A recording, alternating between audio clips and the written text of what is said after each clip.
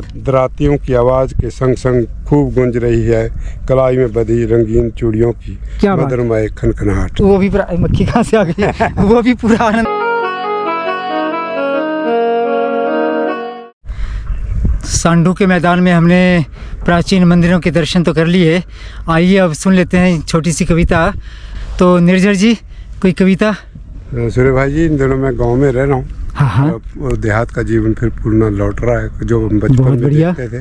तो आपको जैसे पता कि आजकल फसल की कटाई का काम चला है। हाँ। गेहूँ की बालियाँ जो है वो काट के घर के आंगन में पहुँच रही है। हाँ। कुछ एक दृश्य देखे उनको मैंने अभी पूरी कविता में थोड़ा बहुत अभी जरूर सुनाइए। शीर्षक रखा है जुगलबंदी। जुगलबंदी, वाह। इन दिनों सुन रहा हूँ कणक के खेतों में दराती हाथों की जुगलबंदी। क्या बात है।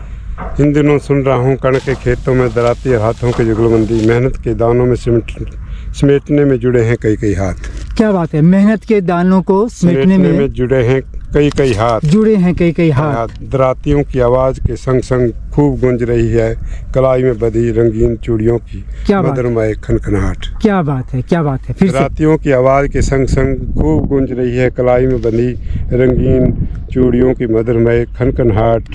खुले खेत यूं लग रहे हैं जैसे सिर पर फिरा हो उस तरह। क्या बात है, क्या बात है। खुले खेत यूं लग रहे हैं जैसे सिर पे फिरा हो कोई उस तरह।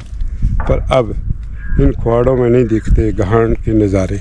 हाँ, पर अब इन ख्वाड़ों में नहीं दिखते गहन के नज़ारे। खेतों में ही ट्रैक्टर थ्रेसर की गूंजती आवाज़ में कहीं खोकर रह गई है मवेशियों की रंभाट।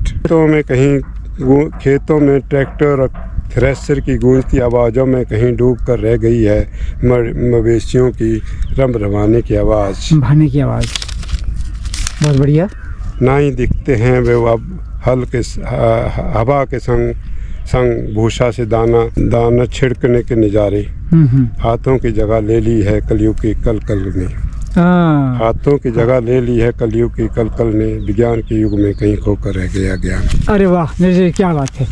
तो बहुत प्यारी कविता इन्होंने सुनाई। ये परिदृश्य जो है एक और वही है दराती की धार से जो है वो फसल की कटाई हो रही है और दूसरी तरफ मशीनों ने किस तरह से अपना आधिपत्य जमा लिया है मनुष्य के उस पारंपरिक जो क्रियाएं होती थी उन पर। तो उसका बड़ा खूबसूरत दृश्य इन्होंने यहाँ प्रस्तुत किया।